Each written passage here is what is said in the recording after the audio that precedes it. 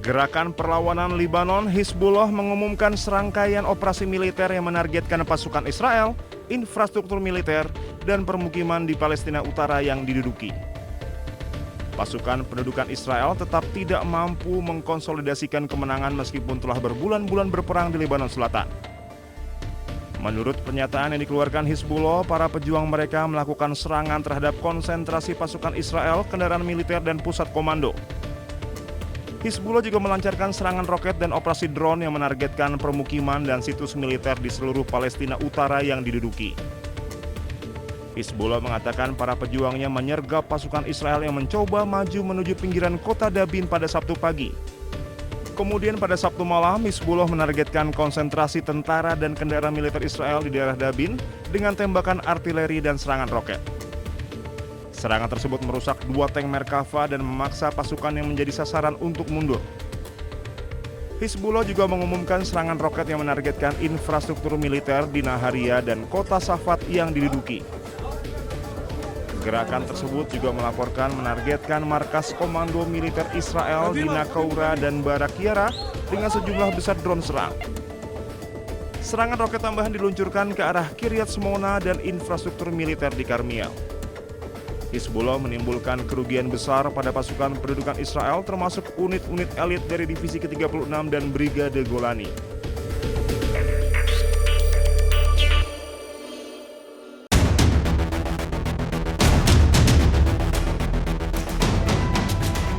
Kabut tebal menyelimuti Buenos Aires, membuat sejumlah kawasan di ibu kota Argentina nyaris tak terlihat. Gedung-gedung tinggi, jalan raya, dan kawasan perkotaan tertutup kabut pekat dengan jarak pandang sangat terbatas.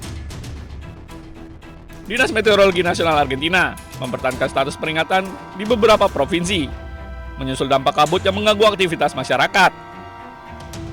Otoritas mengimbau pengendara untuk lebih berhati-hati karena kondisi jalan beresiko memicu kecelakaan dan gangguan lalu lintas. Selain itu, sejumlah penerbangan dilaporkan mengalami penundaan akibat buruknya jarak pandang. Menurut pihak meteorologi, kabut pekat menjadi sangat berbahaya karena intensitasnya dapat berubah secara cepat.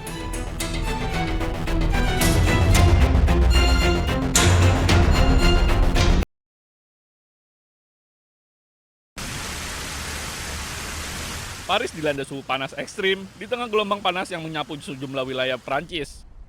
Warga terlihat berusaha mendinginkan diri di air mancur kota, sementara sebagian lainnya menggunakan payung, kipas tangan, dan meminum air dari fasilitas umum untuk menghindari dehidrasi. Cuaca panas yang memecahkan rekor ini juga berdampak fatal. Media lokal melaporkan, sedikitnya 7 orang di berbagai wilayah Prancis meninggal dunia akibat kondisi terkait gelombang panas. C'est les changements climatiques, je pense. C'est comme ça. Je suis à Paris depuis 1 an et c'est la première fois que je vais en telle chaleur. Badan Meteorologi Prancis mengeluarkan status siaga oranye untuk 8 departemen di wilayah barat negara tersebut. Otoritas setempat mengimbau warga untuk membatasi aktivitas di luar ruangan dan menjaga asupan cairan selama gelombang panas berlangsung.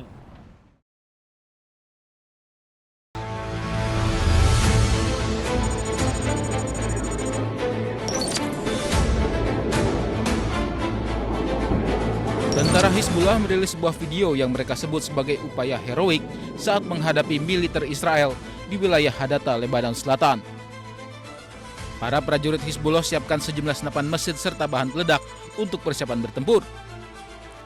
Menurut media Hizbullah, para prajurit bertempur dengan iring-iringan kendaraan militer Israel yang akan menguasai kota Hadata. Hizbullah juga menggunakan jebakan berdaya ledak tinggi untuk menghadang konvoi militer Israel. Hizbullah juga mengklaim sebelumnya Israel telah 3 kali gagal menguasai wilayah Hadata. Israel bahkan juga sempat melancarkan serangan udara di kawasan Hadata pada 20 Mei lalu karena mereka putus asa selalu gagal.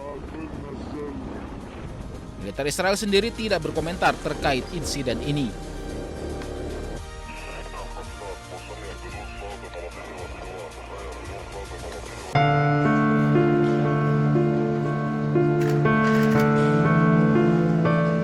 Pemimpin sayap militer Hamas, Brigade Al-Qassam, Muhammad Odeh, tewas bersama istri dan 2 anaknya dalam serangan udara Israel di wilayah Al-Rimal, Gaza. Para pelayat melakukan prosesi pemakaman di mana jenazah diselimuti bendera Hamas.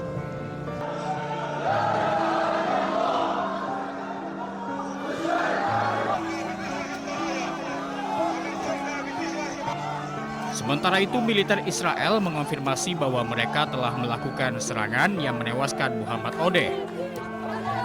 Total 5 orang dilaporkan tewas dalam serangan udara tersebut. Sementara Hamas mengecam serangan udara tersebut dan menyatakan Odeh telah menjadi anggota organisasi Hamas selama lebih dari 3 dekade dan menjadi bagian generasi pertama sayap militer Hamas. في الأيام المباركة هاد ما بنحكيش إلا بس بالدين. بنحكيش بفرحة، بنحكيش بفرحة لأي مسلم عندنا في قطاع غزة. إحنا المظلومين بس في قطاع غزة. العيد للأمة الإسلامية اللي برا قطاع غزة واللي برا فلسطين. إحنا بنقول كلمة واحدة بس. انظروا علينا بعين الرحمة. إحنا مش ناقصنا التعب. إحنا تعبنا أكتر من هيك. Tentara Israel menambahkan bahwa Odeh adalah pemimpin senior terakhir yang tersisa yang terlibat dalam perencanaan serangan Hamas ke Israel pada 7 Oktober 2023. Sejak serangan tersebut, Israel telah membunuh 4 pemimpin sayap militer Hamas.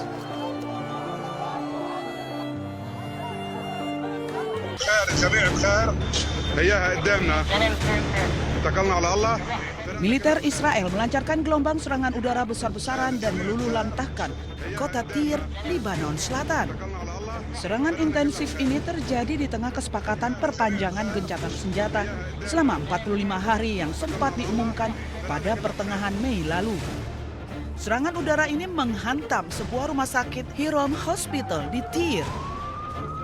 Ledakan tersebut melukai sedikitnya 13 staf medis dan menyebabkan kerusakan parah pada fasilitas rumah sakit. Kementerian Kesehatan Lebanon melaporkan belasan warga sipil tewas dalam serangan ini, termasuk perempuan, anak-anak, serta petugas medis. Militer Israel, IDF, mengeluarkan perintah pengusiran paksa bagi penduduk lokal agar segera mengosongkan kota dan bergerak ke utara Sungai Zahrani. Dilaporkan hampir 80% warga Tyre kini telah mengungsi meninggalkan rumah mereka yang berubah menjadi puing-puing. Serangan di Tyre ini beriringan dengan operasi darat militer terbesar Israel sejak pecah perang Lebanon-Israel. Eskalasi berdarah di Tyre dan Lebanon Selatan ini memicu kecaman keras dari dunia internasional karena dinilai melanggar hukum kemanusiaan internasional terkait perlindungan fasilitas medis dan warga sipil.